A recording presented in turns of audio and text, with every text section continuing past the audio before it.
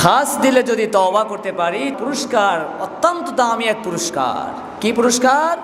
আল্লাহ নিজে বলছেন, তাতানাজ্জালু আলাইহিমুল মালাইকা, আল্লাহ তাআলার ফেরেশতা নাজিল হবে ওই মুমূর্ষ ব্যক্তির কাছে। তাতানাজ্জালু আলাইহিমুল মালাইকা, আল্লাহ তাআলার ফেরেশতা নাজিল হবে, আসবে, এসে তারা সুসংবাদ শোনাবে কি? আল্লাহ তাখাফু, তোমাদের কোনো ভয় নাই, ওয়ালা তাহজানু, তোমাদের কোনো চিন্তাও নাই, কোনো টেনশন নাই। মুফাসসিরিন কেরাম বলেছেন, খৌফ মানেও ভয়, তাহজান, হজন শব্দের অর্থও ভয়। তবে দুই ভয়ের ভিতরে পার্থক্য হলো, খৌফ মানে সামনের ভয়, যেটা অনাগত, এখনো আসে নাই, সামনের পরিস্থিতি আসবে, মোকাবেলা করতে হবে, এমন সময়ের ভয়। আর ওয়ালা তাহজানু, যেটা পিছনে রেখে যাচ্ছি এমন ভয়। অর্থাৎ যখন বান্দাবান্দি মৃত্যুর কোলে ঢলে পড়বে, তখন মৃত্যুর মুখে মুমূর্ষ ব্যক্তির জন্য ভয় হয়, তার পরিবারের চিন্তা হয়, তার ছেলে সন্তানের টেনশন হয়, তার দুনিয়ার সম্পদের টেনশন হয়, দুনিয়ার মায়ার এই বাড়ি গাড়ি ছেলে সন্তান স্ত্রী পুত্রের জন্য টেনশন হয়।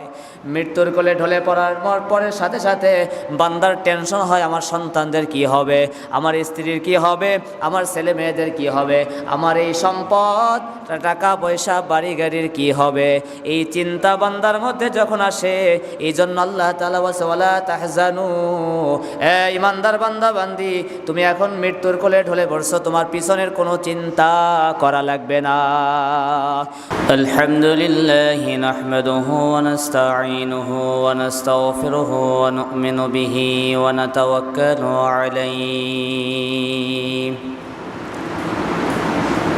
ونعوذ بالله من شرور أنفسنا ومن سيئات أعمالنا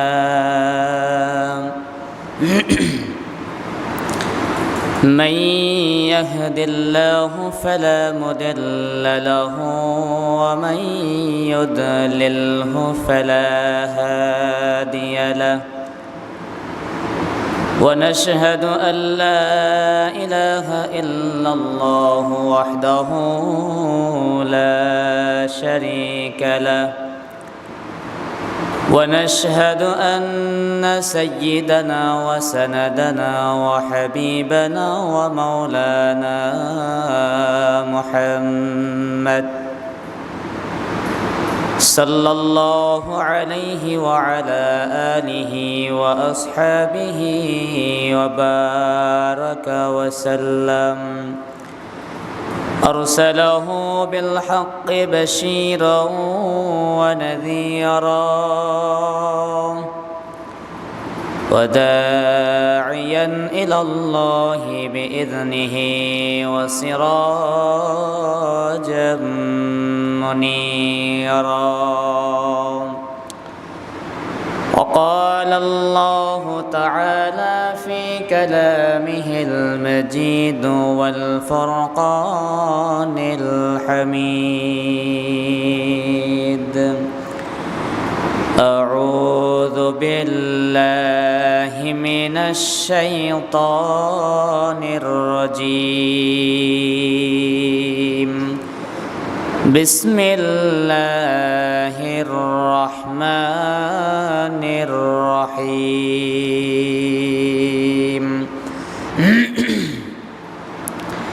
يا عبادي الذين أسرفوا على أنفسهم لا تقنطوا من رحمة الله إن الله يغفر الذنوب جميعا. وقال رسول الله صلى الله عليه وسلم: التائب من الذنب كمن لا ذنب له، أو كما قال النبي عليه الصلاة والسلام. وقال تعالى في شان حبيبه: إن الله وملائكته يصلون على النبي يا أيها الذين آمنوا صلوا عليه وسلموا تسليما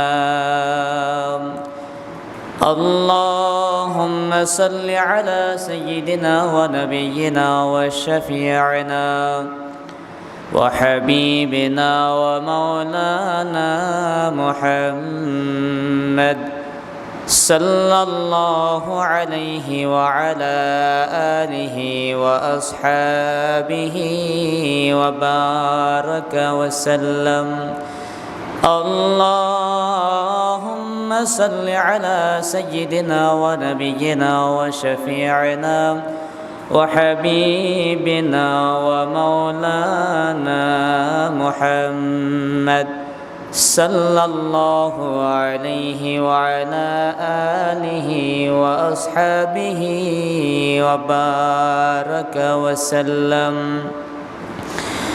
بلغ العلا بكماله كشف الدجى بجماله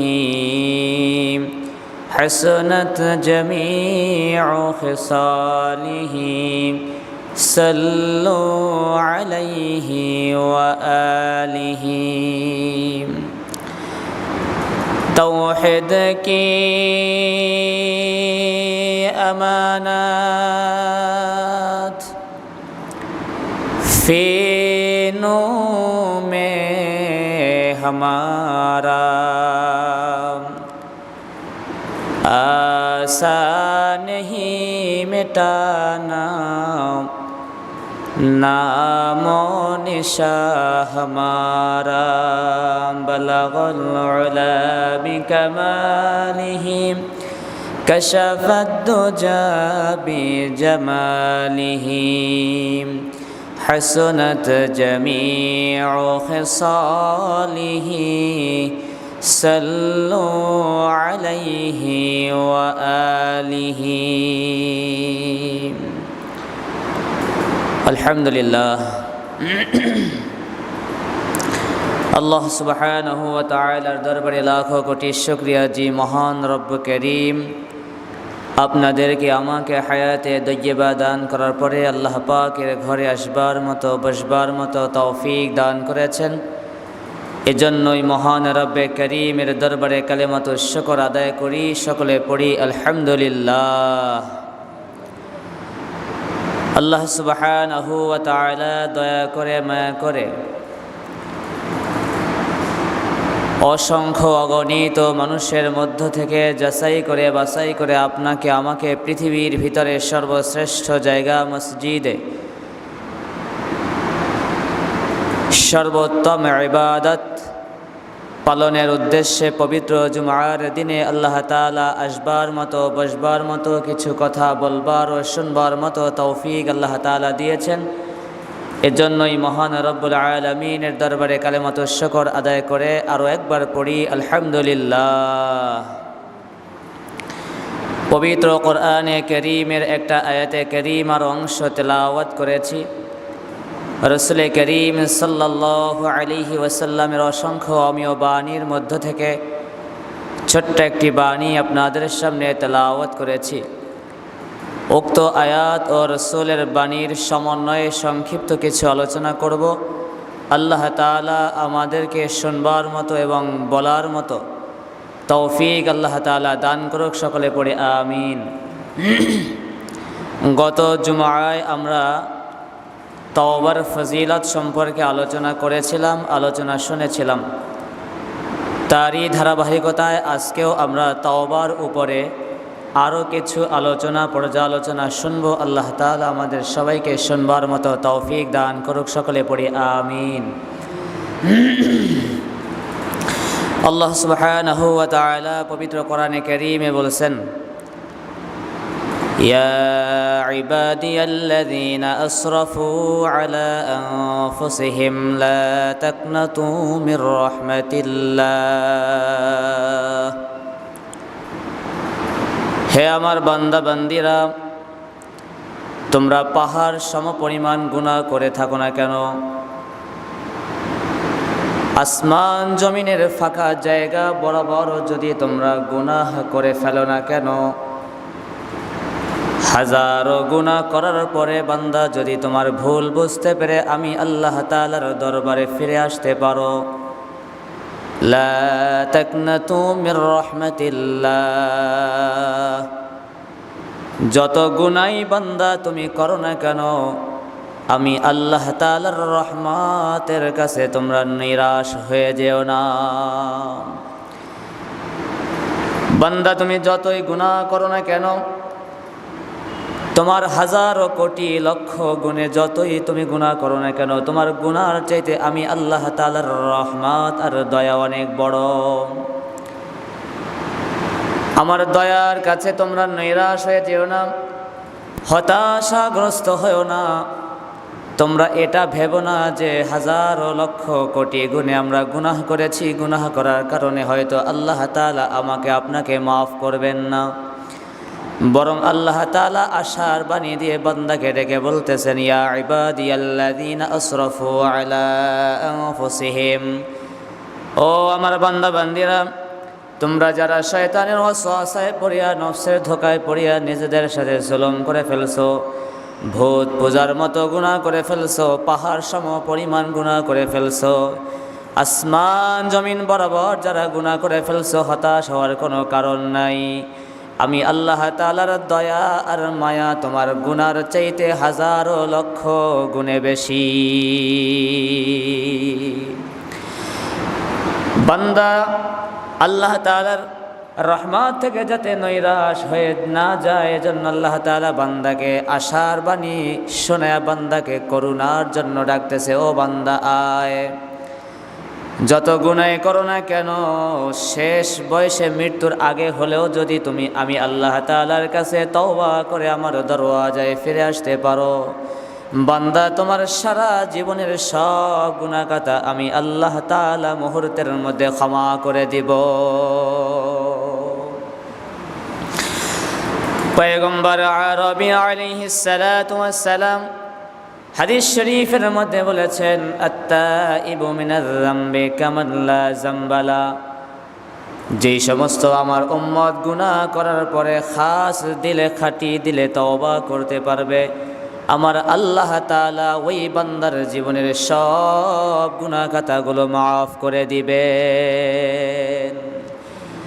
আল্লাহ তাআলা তওবাকারী বান্দার জীবনের গুনাহ কেমন ভাবে মাফ করবেন?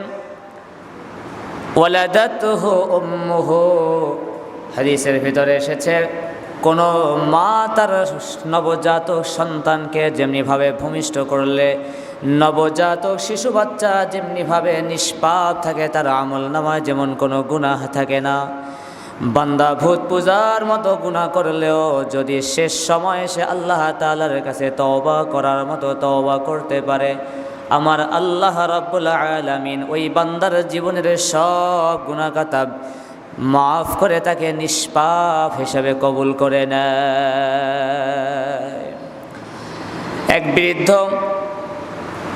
সারা জীবন গুনার কাজ করতে করতে, অন্যায় করতে করতে এখন শেষ বয়সে শরীরে শক্তি নাই, যৌবনের বাহাদুরি নাই, শেষ বয়সে ঘরের কোনায় বসে বসে আল্লাহ আল্লাহ জিকির করে, যায় নামাজের পাটিতে বসে আল্লাহ তাআলাকে স্মরণ করে, ঘরের ভিতর থেকে স্ত্রী ডাক দিয়া বলে, ও বুড়া, সারা জীবন অন্যায় করছো, অপরাধ করছো, গুনাহ করছো, আল্লাহকে আল্লাহ বলে স্বীকার করো নাই, আল্লাহর ইবাদত বন্দেগী করো নাই, সারা জীবন আল্লাহ তাআলা নাফরমানি করছো, যৌবন থাকতে কোনোদিন মসজিদের বারান্দায়ও যাও নাই, এখন শেষ বয়সে আইসা ঘরের কোনায় বইসা আল্লাহকে ডাকো, আমার আল্লাহ হয়তোবা তোমার ডাকে কখনো সাড়া দিবে না।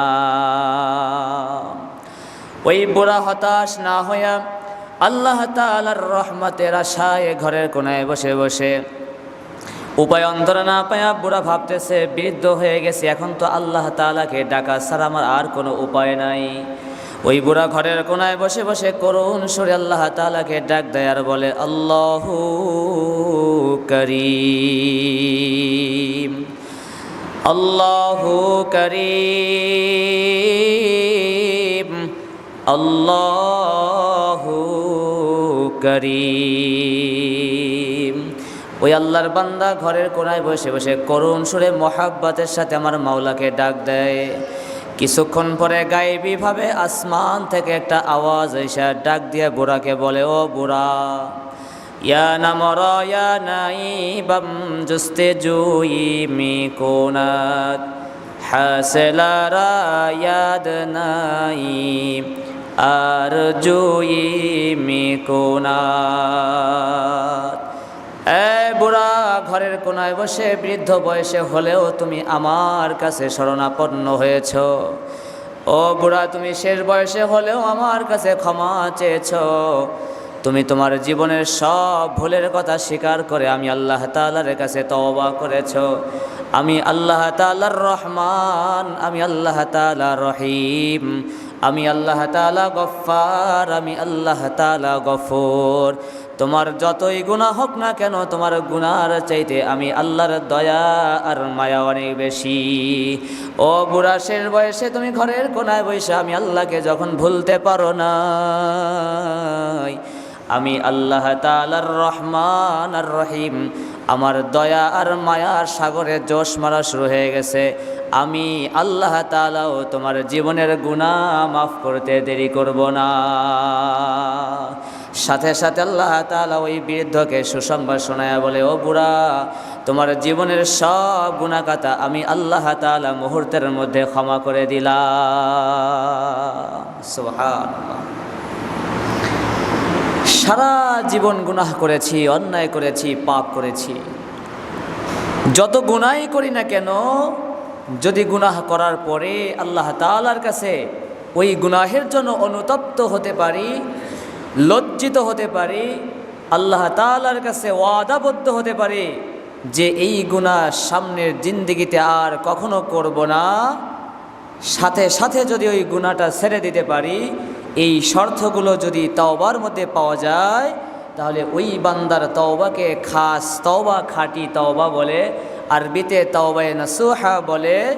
এই তাওবায়ে নাসুহা যদি কোনো বান্দাবান্দি করতে পারে, ওই বান্দাবান্দির জীবনে কোনো গুনাহই থাকবে না, আল্লাহ তাআলা তাকে নিষ্পাপ হিসেবে কবুল করে নেবে। সুবহানাল্লাহ।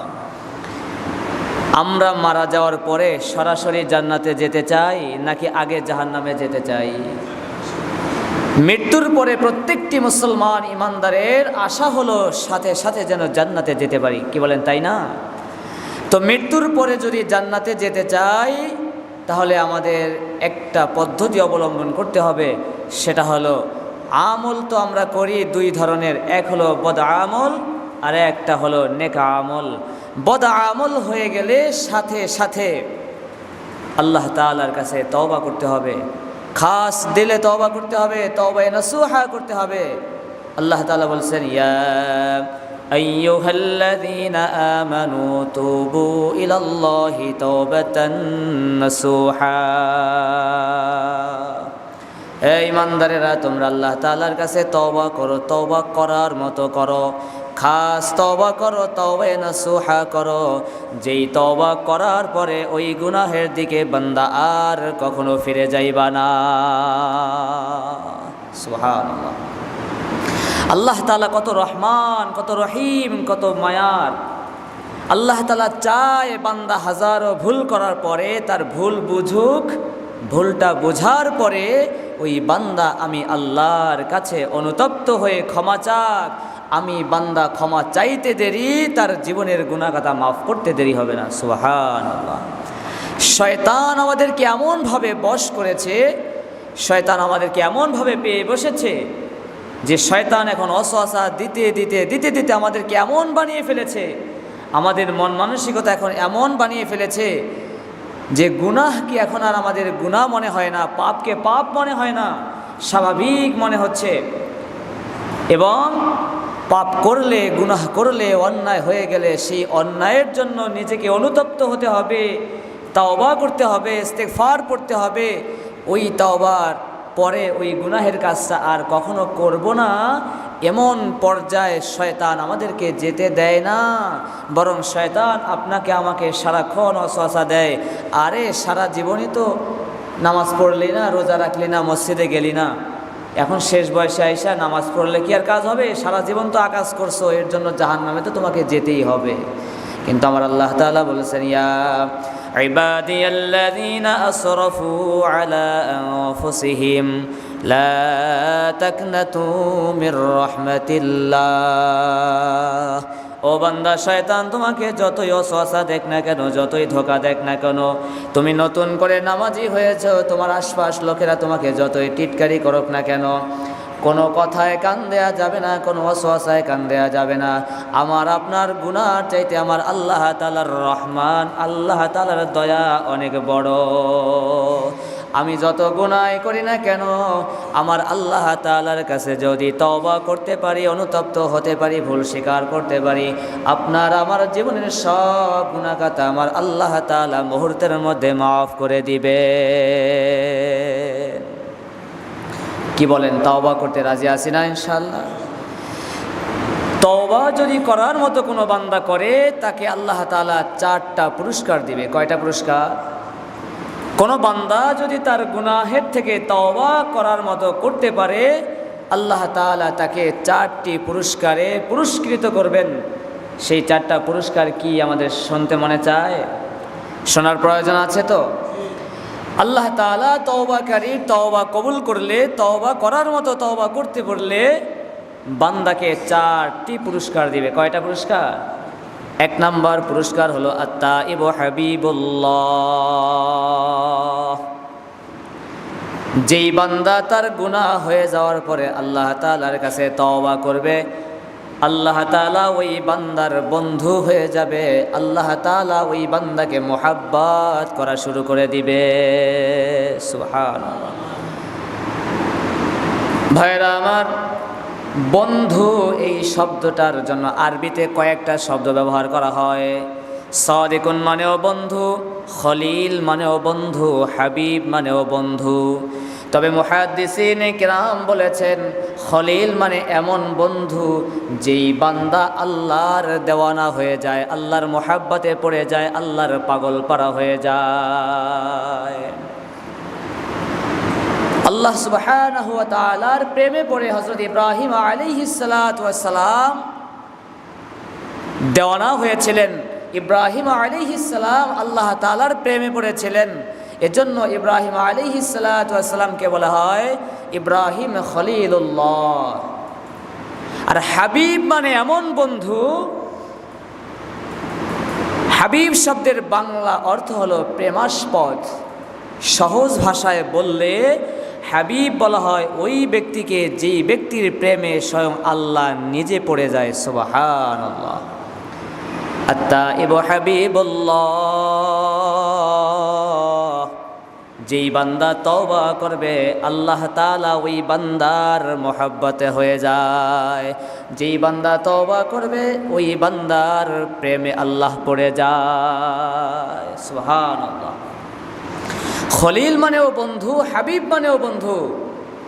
এজন্য রাসূল করিম সাল্লাল্লাহু আলাইহি ওয়াসাল্লাম বলছেন, ও দুনিয়ার উম্মত, আমি স্বয়ং মুহাম্মদুর রাসূলুল্লাহ হলাম আল্লাহ তাআলার হাবিব। যেই বান্দা বান্দি আমার যেই উম্মত খাস দিলে তওবা করতে পারবে, ওই বান্দাও আল্লাহ তাআলার হাবিব হবে, আল্লাহ তাআলার প্রিয় পাত্র হয়ে যাবে। সুবহানাল্লাহ। এজন্য খাস দিলে তওবা যদি করার মতো করতে পারি, তাহলে 1 নাম্বার পুরস্কার কি? আত-তাইবু হাবিবুল্লাহ। তওবাকারী বান্দা বান্দি আল্লাহ তাআলার প্রিয় হয়ে যায়, স্বয়ং আল্লাহ তাআলা ওই বান্দার প্রেমে পড়ে যায়। সুবহানাল্লাহ। 2 নাম্বার পুরস্কার হলো আত-তাইবু মিনার যামবি কামান লা যামবালা। রাসূল করিম সাল্লাল্লাহু আলাইহি ওয়াসাল্লাম বলেন, যারা তওবা করবে আল্লাহ তাআলা তওবাকারী বান্দা বান্দির জীবনের সব গুনাহ খাতা মাফ করে দিবে। গুনাহ খাতা এমনভাবে মাফ করবে, বলে ওয়ালাদাতুহু উম্মুহু, যখন জনম দুঃখিনী মা তার নবজাতক সন্তানকে ভূমিষ্ঠ করলে নবজাতক সন্তানের আমলনামা যেমন কোনো গুনাহ থাকে না, আল্লাহ তাআলার দরবারে খাস দিলে, তওবা করলে বান্দা বান্দির আমল নামাটাও ওইভাবে নিষ্পাপ হয়ে যায়, কোনো গুনাহ থাকতে পারে না। 2 নম্বর পুরস্কার, যারা তওবা করবে তাদের জীবনের সব গুনাহগাত আল্লাহ তাআলা ধুয়ে মুছে পরিষ্কার করে দিবে। সুবহানাল্লাহ। আমরা আমাদের জীবনের সব গুনাহগাতা মাফ করাতে চাই কি চাই না? চাই। যদি জীবনের গুনাহগাতা মাফ করাতে চাই, আল্লাহ তাআলার যদি মহব্বত অর্জন করতে চাই, আল্লাহ তাআলার হাবিব যদি হতে চাই, আল্লাহ তাআলার প্রিয় বন্ধু যদি হতে চাই, খাস তওবা করার বিকল্প কোনো ব্যবস্থা নাই। 3 নম্বর পুরস্কার হলো, যারা আল্লাহ তাআলার কাছে খাস দিলে তওবা করবে, আল্লাহ পাক রব্বুল আলামিন কোরআনে কারীমের মধ্যে জানিয়ে দিয়েছেন, শয়তান ওই বান্দাকে কখনো পথভ্রষ্ট করতে পারবে না, ওই বান্দাকে কখনো গোমরাহ করতে পারবে না, ওই বান্দাকে কখনো ওয়াসওয়াসা দিয়ে খারাপ লাইনে নিতে পারবে না। যেই বান্দা বারবার গুনাহ হয়ে যাবে আবার তওবা করবে, গুনাহ হয়ে যাবে আবার আল্লাহ তাআলার দরওয়াজায় ফিরে যাবে, আল্লাহ তাআলা তাকে গুনার রাস্তা বন্ধ করে দিয়ে জান্নাতের রাস্তায় চলার জন্য ব্যবস্থা সহজ করে দিবে। সুবহানাল্লাহ। 3টা পুরস্কার গেল। 4 নম্বর পুরস্কার হলো, যেই বান্দা বান্দি আল্লাহ তাআলার কাছে তওবা করবে, আল্লাহ তাআলা ওই বান্দাকে জান্নাতের সুসংবাদ শোনায় দেবে। জান্নাতের দৃশ্য মৃত্যুর আগে দেখে দুনিয়া থেকে বিদায় নিতে পারবে। সুবহানাল্লাহ। আল্লাহ তাআলা কোরআনে কারীমের মধ্যে বলছেন, ইন্নাল্লাযীনা ক্বালু রাব্বুনাল্লাহ সুম্মা ইসতাকামু তাতানাজ্জালু আলাইহিমুল মালাঈকা আল্লা তাখাফু ওয়া লা তাহজানু ওয়া আবশিরু বিল জান্নাহ। আল্লাহ তাআলা বলেন, যারা বলে ক্বালু রাব্বুনাল্লাহ, আল্লাহ তাআলা আমাদের রব, সুম্মা ইসতাকামু, এরপরে তারা আল্লাহর উপরে ঈমান আনার পরে এই কথার উপরে তারা দৃঢ় মজবুত থাকে, তাদের ঈমান নড়বড়ে হয় না, ঈমানের উপরে মজবুত থাকতে পারে, অটল থাকতে পারে। বিপদ আপদ বালা মুসিবত যাই আসুক না কেন, আল্লাহকে রব হিসেবে স্বীকার করার পরে, আল্লাহ তাআলার সার্বভৌমত্ব স্বীকার করার পরে তার ঈমান কখনো বিচ্যুত হয় না। সুম্মা ইসতাকামু, বরং আল্লাহ তাআলার একত্ববাদের ইলাহিয়াতের উপরে যারা মজবুত থাকতে পারে, আল্লাহ তাআলা বলেছেন, তাতানাজ্জালু আলাইহিমুল মালাঈকা, মৃত্যুর সময় ওই ঈমানদার বান্দা বান্দীদের কাছে আল্লাহ তাআলার মালাইকা ফেরেশতারা নাজিল হয়, ফেরেশতারা আসে, আয়েশা ওই ঈমানদার বান্দা বান্দির জান কবজ করার সময় ঈমানদার বান্দা বান্দিকে সুসংবাদ শোনায়, আল্লাহ তাখাফু ওয়া লা তাহজানু ওয়া আবশিরু বিল জান্নাহ। বলে ঈমানদার ব্যক্তি, এ আল্লাহর গোলাম, মালাকুল মউত আজরাইল তোমার জান কবজ করে এখন একটু পরেই তোমাকে পরপারের জগতে নিয়ে যাবে। দুনিয়ায় বসে যে আল্লাহর উপর ঈমান এনেছিলা, দুনিয়ায় বসে যে আল্লাহ তাআলার ইলাহিয়াতকে বিশ্বাস করে দ্বীনের উপরে মজবুত ছিলা, দ্বীনের উপরে অটল ছিলা, ওই আল্লাহ তাআলার পক্ষ থেকে জান্নাতের সুসংবাদ তোমাদেরকে শোনানো হচ্ছে। আল্লাহ তাখাফু ওয়া লা তাহজানু ওয়া আবশিরু বিল জান্নাহ। বলে, হে আল্লাহর বান্দা, তোমার জন্য কোনো ভয় নাই, কোনো টেনশন নাই, সামনেও কোনো ভয় নাই, পিছনেও কোনো ভয় নাই, দুনিয়ার কোনো টেনশন নাই, আখিরাতের জন্য তোমাদের কোনো টেনশন নাই, বরং সব টেনশন দূর করে দিয়া আমার আল্লাহ তাআলা তোমাকে ওয়া আবশিরু বিল জান্নাহ, জান্নাতের সুসংবাদ শোনাতে চায়। আর একটু পরে আল্লাহ তাআলা তোমাকে জান্নাতের মেহমান বানায় দিবে। জোরে কন্না সুবহানাল্লাহ, আল্লাহু আকবার। খাস দিলে যদি তওবা করতে পারি, 4 নম্বর পুরস্কার, অত্যন্ত দামি এক পুরস্কার। কি পুরস্কার? আল্লাহ নিজে বলছেন, তাতানাজ্জালু আলাইহিমুল মালাইকা, আল্লাহ তাআলার ফেরেশতা নাজিল হবে ওই মুমূর্ষ ব্যক্তির কাছে। তাতানাজ্জালু আলাইহিমুল মালাইকা, আল্লাহ তাআলার ফেরেশতা নাজিল হবে, আসবে, এসে তারা সুসংবাদ শোনাবে কি? আল্লাহ তাখাফু ওয়া লা তাহজানু, আল্লাহ তাখাফু, তোমাদের কোনো ভয় নাই, ওয়ালা তাহজানু, তোমাদের কোনো চিন্তাও নাই, কোনো টেনশন নাই। মুফাসসিরিন কিরাম বলেছেন খৌফ মানেও ভয়, তাহজান হজন শব্দের অর্থও ভয়। তবে দুই ভয়ের ভিতরে পার্থক্য হলো, খৌফ মানে সামনের ভয়, যেটা অনাগত এখনো আসে নাই, সামনের পরিস্থিতি আসবে, মোকাবেলা করতে হবে এমন সময়ের ভয়। আর ওয়ালা তাহজানু, যেটা পিছনে রেখে যাচ্ছি এমন ভয়। অর্থাৎ যখন বান্দাবান্দি মৃত্যুর কোলে ঢলে পড়বে, তখন মৃত্যুর মুখে মুমূর্ষু ব্যক্তির জন্য ভয় হয়, তার পরিবারের চিন্তা হয়, তার ছেলে সন্তানের টেনশন হয়, তার দুনিয়ার সম্পদের টেনশন হয়, দুনিয়ার মায়ার এই বাড়ি গাড়ি ছেলে সন্তান স্ত্রী পুত্রের জন্য টেনশন হয়। মৃত্যুর কোলে ঢলে পড়ার পরের সাথে সাথে বান্দার টেনশন হয়, আমার সন্তানদের কি হবে, আমার স্ত্রীর কি হবে, আমার ছেলে মেয়েদের কি হবে, আমার এই সম্পদ টাকা পয়সা বাড়ি গাড়ির কি হবে। এই চিন্তা বান্দার মধ্যে যখন আসে, এই জন্য আল্লাহ তাআলা বলেন ওয়ালা তাহজানু, ইমানদার বান্দা বান্দি, তুমি এখন মৃত্যুর কোলে ঢলে পড়ছো, তোমার পিছনের কোনো চিন্তা করা লাগবে না। ওয়ালা তাখাফু, তোমার সামনের কোনো ভয় নাই। সামনে কবর বলো, মিজান বলো, পুলসরাত বলো, জান্নাত বলো, জাহান্নাম বলো, সামনের যতগুলা ঘাটি আছে সব ঘাটিগুলোর জন্য তোমার কোনো টেনশন নাই, কোনো চিন্তা নাই। আমার আল্লাহ রাব্বুল আলামিনের ফেরেশতারা সাক্ষী দিয়া বলে, ও আল্লাহর বান্দা শোনো, লা তাখাফু ওয়ালা তাহজানু, তোমার পিছনের কোনো টেনশন করা লাগবে না, সামনের কোনো টেনশন করা লাগবে না। আল্লাহর পক্ষ থেকে আমরা একদল ফেরেশতা চলে আসছি তোমার হেফাজতের জন্য। তোমার অতীতে রেখে আসা, দুনিয়ায় রেখে আসা তোমার ছেলে সন্তান স্ত্রী পুত্র সম্পদের দায়িত্ব আল্লাহ তাআলা আমাদেরকে দিয়েছেন। তোমার জান্নাত পর্যন্ত পৌঁছায় দেওয়ার দায়িত্ব আল্লাহ তাআলা আমাদেরকে দিয়ে দিয়েছেন। সুতরাং তোমার কোনো ভয় নাই, কোনো টেনশন নাই। তুমি শুধু এখন জান্নাতের সুসংবাদ গ্রহণ করো। দুনিয়ার জীবন পার করতে পারলেই আল্লাহ তাআলার পক্ষ থেকে মহা পুরস্কার জান্নাত তোমার জন্য রিজার্ভ। সুবহানাল্লাহ। তাহলে তওবাকারীর জন্য কয়টা পুরস্কার বললাম? 4টা পুরস্কার। 1 নাম্বার পুরস্কারের নাম কি? আত-তাইবু হাবিবুল্লাহ। তওবাকারী ব্যক্তি আল্লাহ তাআলার বন্ধু হয়, আল্লাহ তাআলা স্বয়ং ওই বান্দার প্রেমে পড়ে যায়। সুবহানাল্লাহ। আল্লাহ তাআলা আমাকে ভালোবাসুক এমন আকাঙ্ক্ষা নেই এমন কোনো মানুষ পৃথিবীতে আছে? নাই।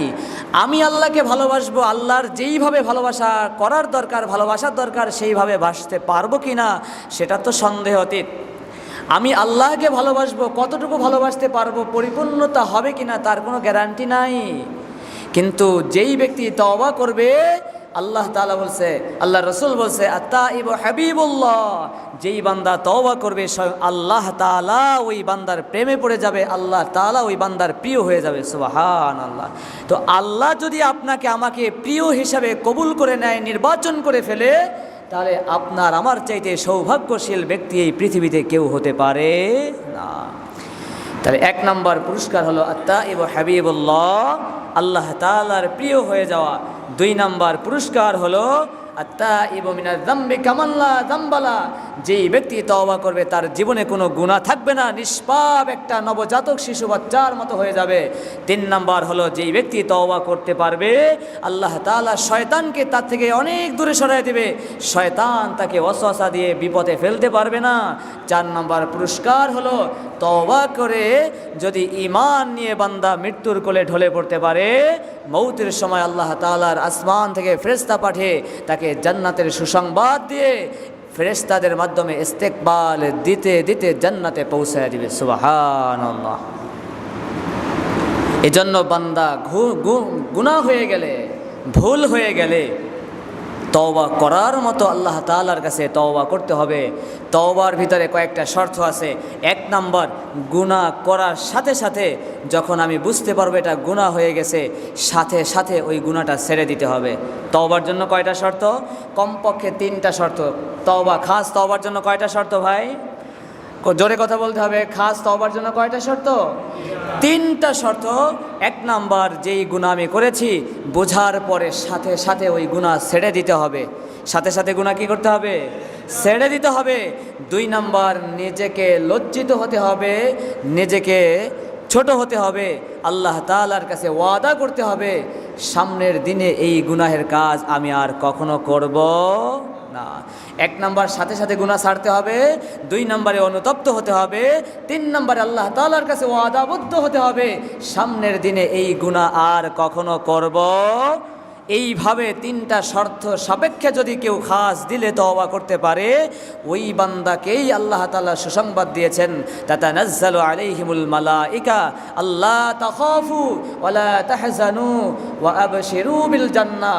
ও ইমানদার বান্দাবান্দি, মৌতের সময় আল্লাহ তাআলার ফেরেশতা এসে বলবে, ও আল্লাহর বান্দা, তোমার বাড়ি গাড়ি টাকা পয়সা ছেলে সন্তান রেখে আসছো না, তোমার কোনো টেনশন করতে হবে না। তোমার রেখে আসা সব সম্পদের জিম্মাদারি আল্লাহ তাআলা একদল ফেরেশতা নিযুক্ত করে রাখছে। সুবহানাল্লাহ। তোমাকে মৃত্যুর কোলে ঢলে পড়ার পরে এখান থেকে জান্নাত পর্যন্ত পৌঁছায় দেওয়ার দায়িত্ব আল্লাহ তাআলা আমাদেরকে দিয়েছেন। তোমাকে ইস্তেকবাল জানিয়ে তোমাকে জান্নাত পর্যন্ত পৌঁছায় দেওয়ার দায়িত্ব আল্লাহ তাআলা আমাদেরকে দিয়েছে। সুবহানাল্লাহ। তাহলে ফেরেশতারা ইস্তেকবাল জানিয়ে জান্নাতে পৌঁছায় দিবে তাওবাকারী ব্যক্তির মৌতের সময়, তাকে জান্নাতের সুসংবাদ দিয়ে তাকে জান্নাতের মেহমান বানায় নিতে আসবে। সুবহানাল্লাহ। তাওবাকারী ব্যক্তি কতটা সৌভাগ্যবান, কতটা দামি এক ব্যক্তি। সুবহানাল্লাহ। হযরত মূসা নবী আলাইহিস সালাতু ওয়াস সালামের জামানায় ভর একটা মজলিসের ভিতরে অনেকজন লোক বসা। মিশরের জমিনে দুর্ভিক্ষ দেখা দিয়েছেন, খরা, রোদের তাপ, বৃষ্টি নাই, বিভিন্ন ধরনের সমস্যা, মানুষের ফসল ফল ফলাদি জন্মাচ্ছে না, যাও জন্ম হচ্ছে সব নষ্ট হয়ে যায়। সবাই মিলে মূসা নবী আলাইহিস সালাতু ওয়াস সালামের কাছে আসলেন, এসে বললেন, পয়গম্বর, মিশরের মধ্যে তো এখন দুর্ভিক্ষ দেখা দিয়েছে, বৃষ্টি নাই, রোদের প্রখরতা এত বেশি, আমাদের শস্য ক্ষেতগুলো সব পুড়ে যাচ্ছে, আমরা তো এখন অনাহারে ভুগতেছি, কোনো খাবার নাই, দাবার নাই, বৃষ্টি নাই, মানুষ খুব অতিষ্ঠতার মধ্যে আছে। জামানার নবী মূসা, আপনি যদি আল্লাহ তাআলার কাছে দোয়া করতেন বৃষ্টির জন্য, যদি একটু মিশরের জমিনে বৃষ্টি হতো আমরা উপকৃত হতাম। মূসা নবী আলাইহিস সালাতু ওয়াস সালাম সবাইকে বললেন, যাও তোমাদের গোত্রের মহল্লার সব লোকদেরকে দাওয়াত দিয়ে নিয়ে আসো, খোলা একটা মাঠের মধ্যে সবাই বসে আমরা আল্লাহ তাআলার কাছে বৃষ্টির জন্য দোয়া করব। ঠিক তাই করলেন। সমস্ত লোকদেরকে অ্যালাউন্স করে মাঠের মধ্যে নিয়ে আসা হলো। হযরত মূসা নবী আলাইহিস সালাতু ওয়াস সালাম তার কওমের সব লোকদেরকে এক জায়গায় জড়ো করে আল্লাহ তাআলার কাছে দোয়ার জন্য হাত তুললেন। আল্লাহ তাআলার কাছে দোয়া করতেছেন, বৃষ্টির জন্য প্রার্থনা করতেছেন। কিছুক্ষণ পরে আল্লাহ তাআলা ওহির মাধ্যমে মূসা নবী আলাইহিস সালাতু ওয়াস সালামকে জানালেন, ও পয়গম্বর মূসা, তুমি যাদেরকে নিয়ে আমার দরবারে হাত তুলেছ, বৃষ্টির জন্য প্রার্থনা করতেছ, ওই মজলিসের ভিতরে একজন জেনাকার পুরুষ বসা আছে, একজন জেনাকার লোক বসা আছে। ওই জেনাকার ব্যক্তি এই মজলিস থেকে যতক্ষণ পর্যন্ত আউট না হবে, সরে না যাবে, ততক্ষণ পর্যন্ত আমি তোমার দোয়া কখনো কবুল করব না। মূসা নবী আলাইহিস সালাতু ওয়াস সালাম ভর মজলিসকে লক্ষ্য করে বললেন, এই মজলিসের ভিতরে কে আছো এত বড় নাফরমান? কে আছো জেনাকার মজলিস থেকে তুমি বের হয়ে যাও। তুমি এই মজলিসে থাকলে মিশরের জমিনে বৃষ্টি হবে না। তুমি এই মজলিসের মধ্যে যতক্ষণ বসা থাকবা, এই মজলিসের ভিতরে থাকলে কখনো আমি মূসার দোয়া আল্লাহ তাআলা কবুল করবে না। মূসা নবী আলাইহিস সালাতু ওয়াস সালাম ধমক দিয়ে বললেন, কে আছো এত বড় গুনাহগার নাফরমান? বের হয়ে যাও, মজলিস থেকে চলে যাও। বলার সঙ্গে সঙ্গে যেই ব্যক্তি জিনা করে আসছে সবেমাত্র ওই ব্যক্তির কানে হিট লেগেছে, দিলে হিট লেগেছে। এখন উনি নিচে মাথাটা নিচের দিকে নত হয়ে লজ্জায় মাথাটা নিচের দিকে দিয়ে ভাবতেছে কি করা যায়। এই ভর মজলিসের ভিতর থেকে যদি আমি উঠে হাঁটা দেই তাহলে লোকজন আমাকে দেখে চিনে ফেলবে আমি একজন জিনাকার। আর যদি এখানে আমি বসে থাকি তাও তো আমার আল্লাহ বৃষ্টি দেবেন না। মূসা নবী আলাইহিস সালাম অত্যন্ত রাগী মানুষ। আল্লাহ তাআলা যদি গোসা হয়ে মজলিসের মধ্যে বসে জানায় দেয় যে ও মূসা, যেই বদকার জেনাকারের জন্য আমি দোয়া কবুল করছি না, জেনাকার তো তোমার সামনে অমুক বসা। আল্লাহ তাআলা যদি মূসা নবীকে জানায় দেয়, মূসা নবী তো রাগী নবী, সে তো আমাকে আর আস্ত রাখবে না। তখন ওই আল্লাহর বান্দা মাথাটাকে নিচের দিকে ঝোঁকায়া দিয়া দুই চোখের পানি ছেড়ে ছেড়ে আল্লাহ তাআলার কাছে করুণ সুরে কান্না করে আর বলে, মালিক, আমি যে গুনাহ করেছি এটা আপনি ছাড়া দুনিয়ার আর কেউ জানে না। ইয়া আল্লাহ, আমার গুনার খবর যদি এলাকার মানুষ জানতো, এলাকার মহল্লার মানুষ জানতো, এই মজলিসের মানুষ যদি জানতো, আমাকে তাড়াইয়া দিত, ধিক্কার জানাইতো, আমাকে লাঞ্ছনা করত, ভৎসনা করত। রব্বুল আলামিন, আমি গুনাহ করে ফেলছি, ভুল করে ফেলছি, কিন্তু আমি এখান থেকে উঠেও যাইতে পারি না, লজ্জা হয় মানুষ আমাকে তিরস্কার করবে। রব্বুল আলামিন, আমি আমার ভুল বুঝতে পেরেছি, আমি আপনার কাছে ক্ষমা চাই, মাফ চাই, আপনি আমাকে মাফ করে দেন। ওই আল্লাহর বান্দা আল্লাহ তাআলার কাছে দুই চোখের পানি ছেড়ে খাস দিলে তওবা করেছে মজলিসের মধ্যে বসে, কিন্তু কোনো মানুষকে বুঝতে দেয় নাই, কোনো মানুষ বুঝতেও পারে নাই। কিছুক্ষণ পরে মুষলধারে মিশরের জমিনে বৃষ্টি শুরু হয়ে গেছে। মূসা নবী আলাইহিস সালাতু ওয়াস সালাম আল্লাহ তাআলাকে ডাক দেয়া বলতেছেন, ও মালিক, একটু আগেই তো আপনি বললেন যে এই মজলিসের ভিতরে একটা জেনাকার বদকার আছে, ওই জেনাকার পাপিষ্ঠর কারণে আপনি মিশরের জমিনে বৃষ্টি দিচ্ছেন না, এই মজলিসের দোয়াও আপনি কবুল করবেন না। ইয়া আল্লাহ, এই মজলিস থেকে ঘোষণার পরে কাউকে তো উঠেও যেতে দেখলাম না। ইয়া আল্লাহ, আপনি বৃষ্টি বর্ষণ করলেন, আপনি তো বলেছিলেন বৃষ্টি বর্ষণও করবেন না, কারণটা কি বুঝেই তো উঠলাম না, বুঝে তো উঠতে পারলাম না। বলার সঙ্গে সঙ্গে আল্লাহ তাআলা ওহীর মাধ্যমে জানায় দেয়, ও জমানার নবী মূসা, শোনো, দুনিয়ার কোনো মানুষ জানে না যে কে গুনাহ করেছে, কে তওবা করেছে, কে জিনা করে আসছে, তবে আমি